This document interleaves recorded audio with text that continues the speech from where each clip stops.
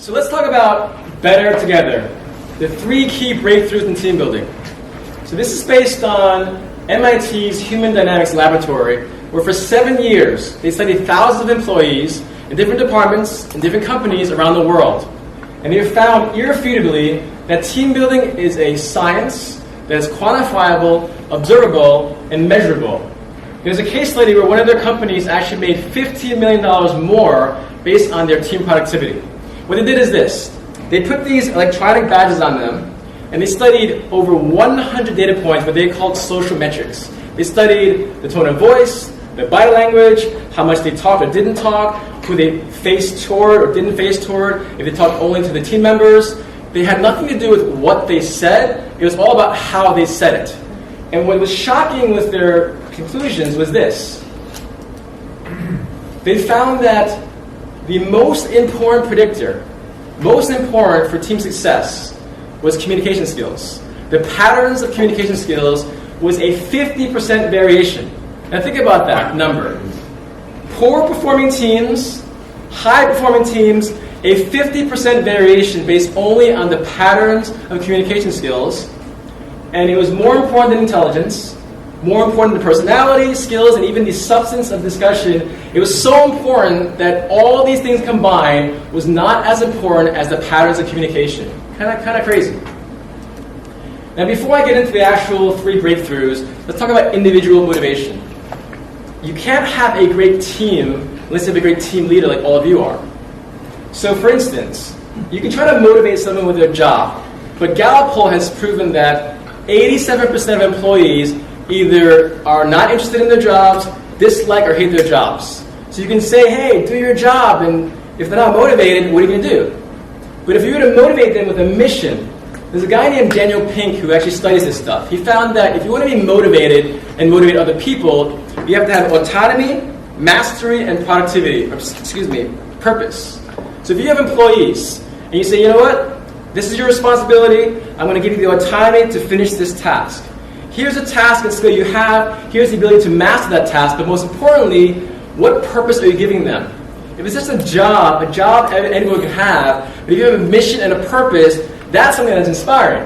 Imagine, if you will, 49 years ago, if we were all in the room right now, in July of 1969, which will be celebrating our 50th anniversary next year, where we put a man on the moon.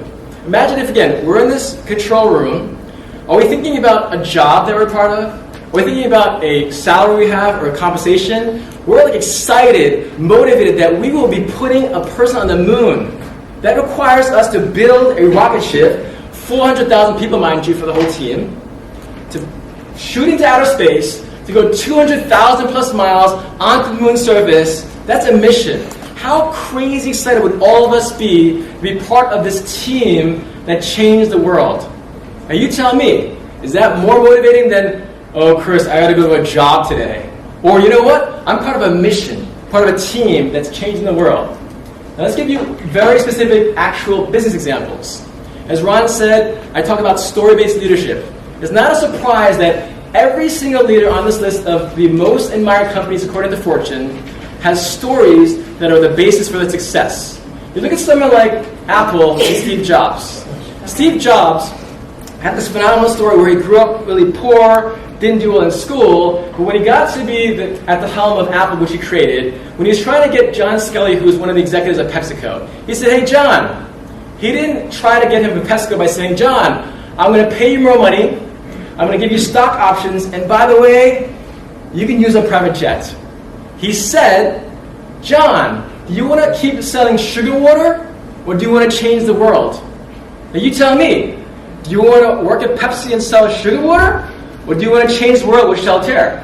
It's a mission. You look at someone like Jeff Bezos, who created Amazon. I met Jeff earlier this year at a gala in Beverly Hills. And Jeff is always talking about their success is because they're obsessed with the customer. That's their mission. They have 613,300 employees, more than the mission to the moon. 613,300 employees around the world, and every single one of them knows what their mission is, to obsess over the customer. Look at my own company. Many of them is actually what I created myself. It's an acronym for Mondays at the Mission. I do a lot of nonprofit work. I started the only homeless youth program of its kind in the world at the largest shelter in LA, where we teach weekly life skill classes for homeless teenagers. I wanted to know as a capitalist, as an entrepreneur, as a business owner, that any person that works on my team, any client that I work with, knows that my mission, my purpose, is to serve other people. So the Maven Group is an acronym for Mondays at the Mission, so that anyone that works with me is like, wow, this is cool. Do I want to make money? Of course I do. But it's about the purpose and the mission behind the job, because a job is not inspiring, but a mission is. So when you look at your own teams, you look at Shelter, make sure you think about what is the mission that I want to sink my teeth into, because a job will never motivate people beyond just a paycheck. And then study after study where if you make around $75,000, anything beyond that, once you get to the millions of dollars and tens of millions of dollars, and I wrote a book about networking with billionaires and executives, once you get to that level of wealth, which I think many of you know, people that are very wealthy, their happiness doesn't change much. But if you give them a mission to help people, to serve, that's what inspires people. And beyond actually finding companies, you want to find leaders either in your own company or outside. When I had a chance to interview Elon Musk a few years back, he was one of the most humble guys I've ever met in my life. And more recently, someone asked him, hey Elon, where's your desk?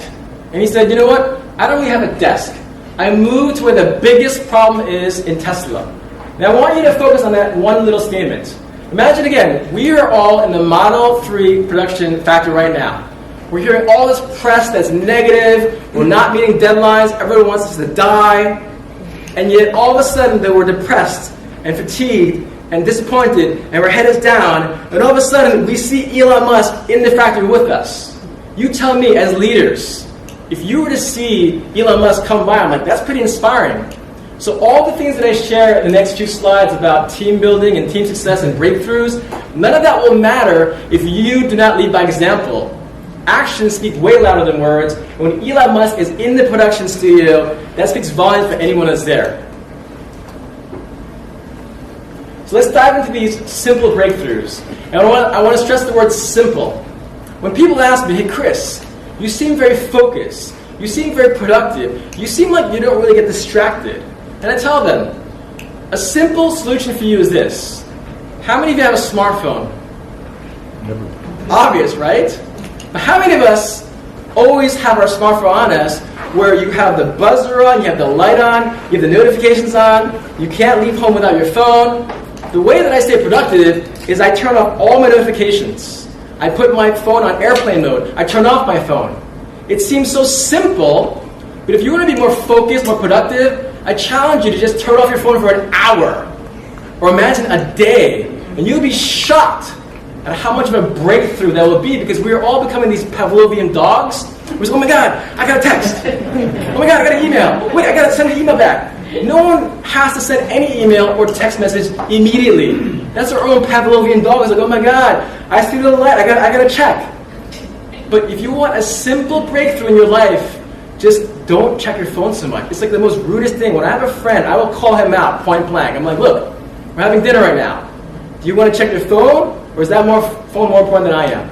It's simple, but I want you to bear in mind when I share these principles in team building, it's the same thing. Simple leads to massive results if you create a habit out of it. Let's talk about the first one. Based on MIT's Human Dynamics Laboratory. Energy, whether in a team building meeting or outside. Now, energy is not like Tony Robbins' energy. Who likes Tony Robbins? Tony Robbins, this guy, he will literally dunk himself in a very cold bath or some kind of water with very cold water so that he shocks his body into existence. Before he gets on stage, he will jump on a trampoline to get his blood flowing. When he gets on stage, he'll just start slamming these sticks together like, wow! He's like this big monster. If you've ever seen him before, it's kind of funny but also entertaining. That's not the energy I'm referring to. In terms of team building, it really comes down to exchanges. And what exchanges means is simple as acknowledgments and comments. If I look in the audience right now and someone's nodding their head, that's an exchange. If you're giving me a thumbs up, if you're smiling, if you're answering a question or asking a question, those are just basic exchanges. That's what energy means relative to team building. The next one is engagement. How are you communicating with each other? Are you only communicating with the team leader, or is there a level of talking and listening, and it's short, specific, concise conversations? We've all been in meetings where the team leader just keeps yapping away. Everyone wants to get about what to go for lunch, what they're going to do for tonight. It's about being concise and specific. So for those who talk too much, I encourage you to talk less. For those who talk less, I encourage you to talk more. It's simple concepts like this, but you have to have this kind of harmonious feel of communicating, because otherwise there's no engagement. Some person is really important, and that person's going to talk, and everyone has to just listen because we're not as important as the person that's a leader. That's not how great teams are built. The last and most basic, simple breakthrough is this. This is the thing I see most lacking in companies, where they don't allow their team members to go outside their team. They always say, I got to focus on my job, I got to work hard. But working hard doesn't get you to your goals. It's about working smart. You're better off stepping away from your job sometimes, exploring different avenues, getting ideas outside there and bringing them back to your team so that you can look like a rock star. It's not a coincidence that Steve Jobs was not a phone guy. He wasn't AT&T, he wasn't Verizon. He actually went to AT&T and tried to have them create a smartphone, and they came back with something not very good. So a non-phone person created the iPhone. Also, look at Elon Musk. He didn't study, he wasn't a NASA scientist, he was actually just read a lot of books. So a guy that wasn't a car guy or a space guy ended up creating SpaceX and Tesla. Mind you, not even talking about PayPal and all these different companies done. My point is, if you don't step outside your job, how are you going to get the ideas to bring back to your job to make it more successful? It seems simple, but I'm pointing out these simple things that's based on research after 7 years, thousands of employees from MIT. It's kind of crazy when you think about it. What they did in this study is they actually created actual visual maps and diagrams.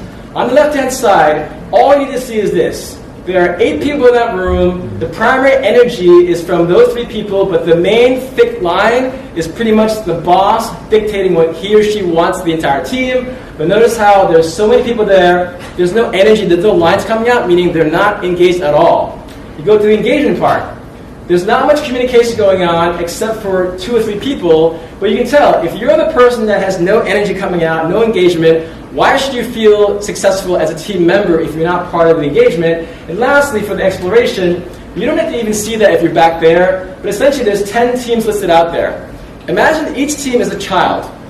Some of the children are getting attention. The large arcs and thickness is all about, are they being explored outside their team?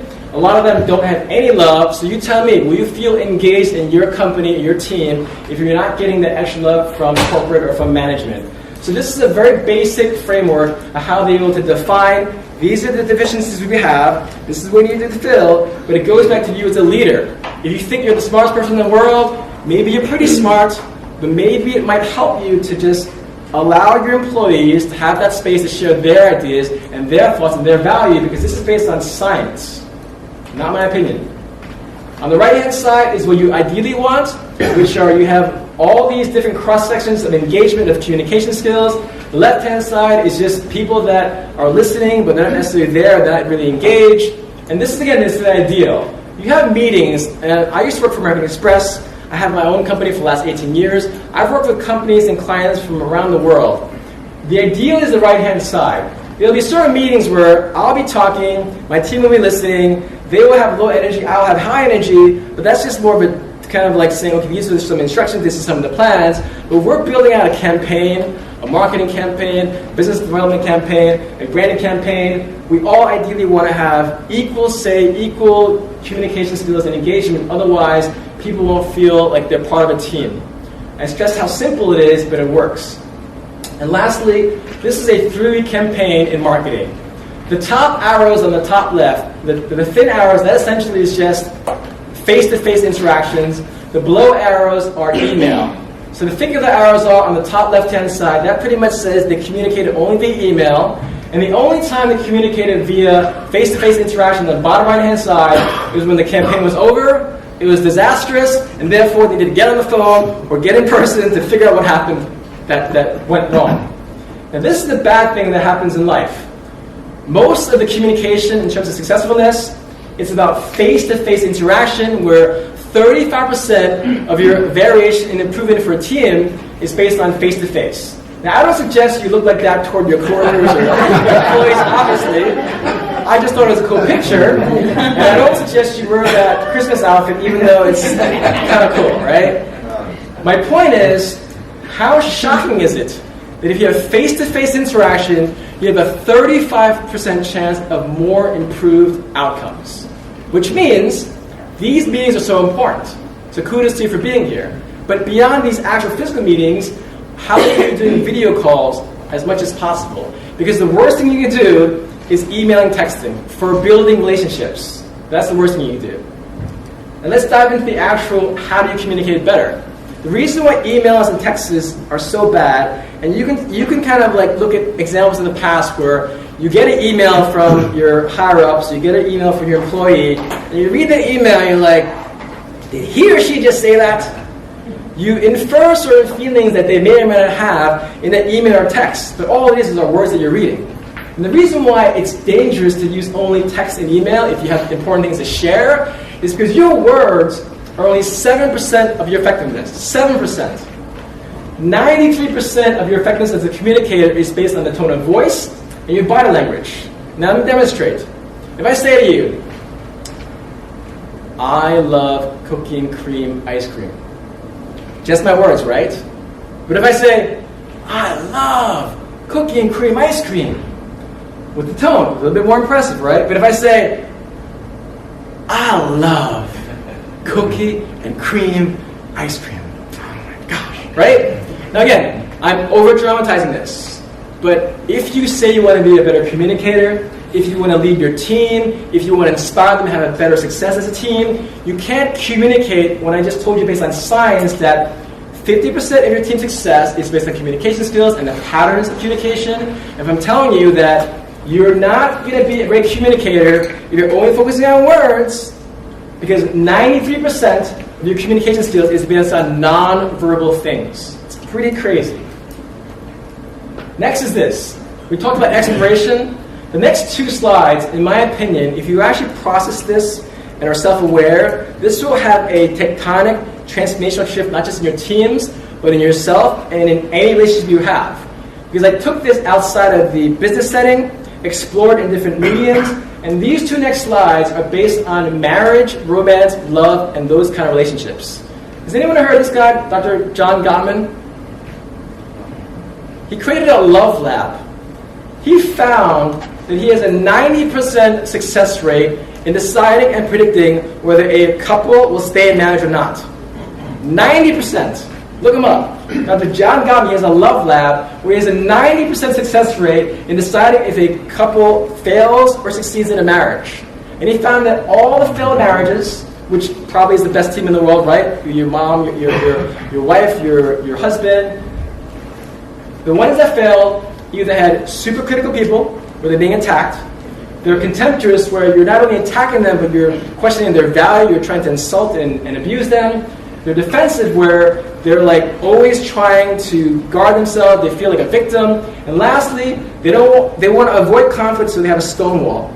You have the same skill sets if you think objectively and you honestly ask yourself, in any team you've ever been in, the bosses you did not like, were they condescending? Were they overcritical? Were you feeling like you're defensive?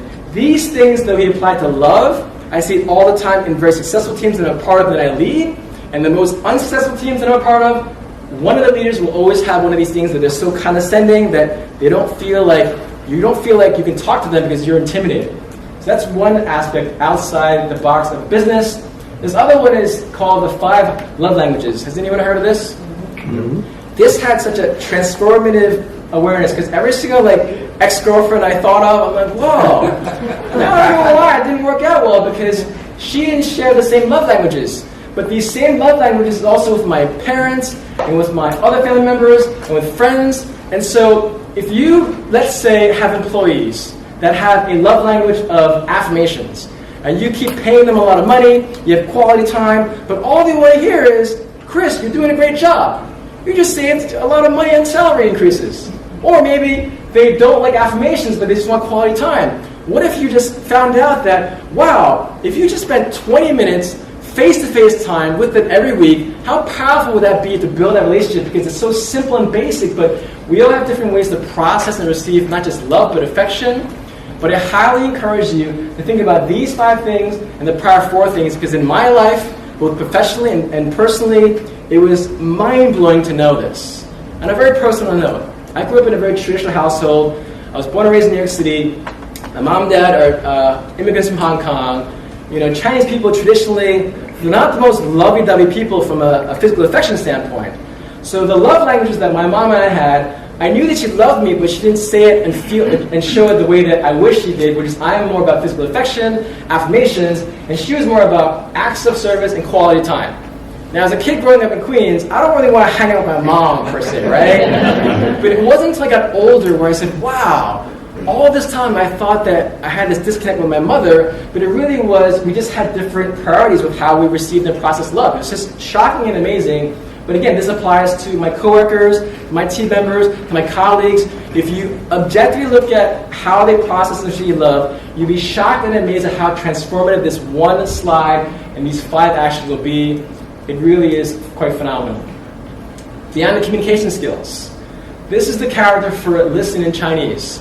I am so grateful that my mom forced my 2 brothers and I to go to Chinese school for 13 years, even though I got left back 4 times. Not the best student because it's really, really hard, and this is why. Chinese is like Tetris. If you have one character, it means one thing. If you put another character, it means something completely different. But this has 6 characters in it, which means one character, which is listen. The top left-hand side means ears, meaning the obvious thing is you're listening with your ears.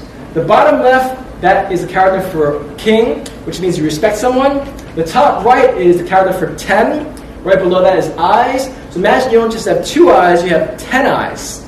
Eyes from your left, your right, behind you, and above you. Right below that is the character for 1, meaning are you focusing on your team member, your leader, your colleague, your client with one undivided attention.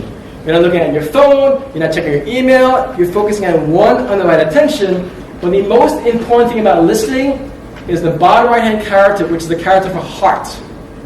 If you don't have an open heart, if you're cynical, always negative, always pessimistic, you'll have that in your mind all the time. So anything anyone says is like, I don't believe that. But if you actually listen with an open heart, at least you'll be more aware and grateful that, you know what? Maybe this person can help me. Maybe I can help them. But when you listen to someone, it's a multi-sensory experience where it's not just with your ears, it's with your eyes, with respect, one undivided attention, but most importantly, it's with your heart. It's one of the most profound things that I've ever learned. Every speech I give around the world about sales, about team building, about productivity, usually have people have their phone out because I didn't know this, mind you, because if you look at the character for heart, when you put in the character for confidence, it's also the same character you have to believe in your heart. That's the word for confidence. When you have the character for love, when you look at the character for love, you have the character for heart. So the beauty of Chinese, it's like Tetris, but it's so profound that though I am Chinese, I didn't realize how crazy amazing this was until I started looking into it. I'm like, wow, this is pretty cool. Wouldn't you agree? Yeah. One word tells you how to live life, and listen to your clients, your colleagues. I'm going to summarize with this. Do your best, and on the ideal situation, everyone in your meeting or outside talks and listens to ideally an equal measure. Again, this is the ideal, but succinctly. Those who talk a lot, do your best to talk less. Those who don't talk too much, do your best to be intentional with how you share your various suggestions. Ideally, you have face-to-face interactions. Members connect outside the team members, outside the team meetings, because they did studies where they would have beer fest outside of work and didn't really improve the team dynamics. But they actually extended the lunchroom table a little bit longer, and people were able to sit there, so strangers were able to communicate more, and it increased the team level success. Also, I encourage you all to go to conferences, read more books, try to broaden your horizons, because if you keep doing the same thing, the same time, you get the same results. But I also encourage your employees to go out to different conferences, because you can only learn things if you step out of your comfort level. And lastly, remember, you can't learn the patterns of communication if you do not record yourself, videotape yourself, and listen to how you sound. If I say, I'm very excited right now, it's not very believable. But if I say, you know what, I'm so grateful to be here. I travel all around the world and give a lot of talks. But I love these talks, and I actually get to meet you because we're face to face. So keep in mind that 93% of your effectiveness is based on non-verbal communication skills. And this is a quote I always want to remember from Jeff Bezos. We are in the spirit and time of Thanksgiving, which means we're supposed to be grateful. When you're in a job for 5 years, 10 years, 15 years, 20 years, I've had my company for 18 years now. It's very easy for me. You know what? I'm doing well. I share my time between LA and Miami. I just spent time in Lake Como. I rented a villa in the south of France. It's very easy for me to be comfortable. But this is Jeff Bezos, the guy who's the wealthiest guy in the world, who had a company at one point that had $1 trillion in market cap, who, as I said before, has 613,300 employees. And he's the guy that says in every single shareholder meeting every year, we start with day one. One day, Amazon will fail, but our job is to delay that as long as possible. This is Jeff Bezos. So anytime you get complacent, lazy, because it's human nature, be grateful. Imagine if you walked into every meeting with a sense of gracefulness. How much would that example set for your entire team if you were grateful? Not saying, oh my gosh, the traffic was horrible, the weather was horrible, this employee is doing that, I don't like my superior. Like, all that stuff means nothing when you look at Jeff Bezos as an example of, he always says, we start with day one. This company has been around for 30 years. If you want to last for 30 more years, or let's say I worked for American Express, which has been around for 168 years, start with day one. It allows you to have a sense of gratefulness, but it'll just allow you to set an example for your employees. The last thing I'll share is this. Why would you not want to be better together? Because if you don't want to believe me and my opinions, or science, just look at Mother Nature. The reason why geese fly in a V formation is to get to the goal 71% faster. They honk at each other to encourage each other. They actually, if they have a goose that's sick, they'll fly the goose back down to the floor, make sure they're okay, and they'll fly back to the same flock or find another one. Based on how they flap their wings, it creates an updraft for the person behind them. But it's this crazy, amazing way how nature teaches us that why would you want to be alone when you think you know everything and you have a team that you might be underutilizing? When you look at nature like the geese, it's just a beautiful way to look at life where you get to your goal 71% faster if you have a team. It seems like a no-brainer, but I meet a lot of clients, a lot of executives. The higher up they are, the more challenging it is sometimes to work with them because they've been successful. But you're not going to get more successful unless you are open enough and self-aware enough and grateful enough to know that every day is an opportunity to learn. And hopefully you learned something today. Thank you so much.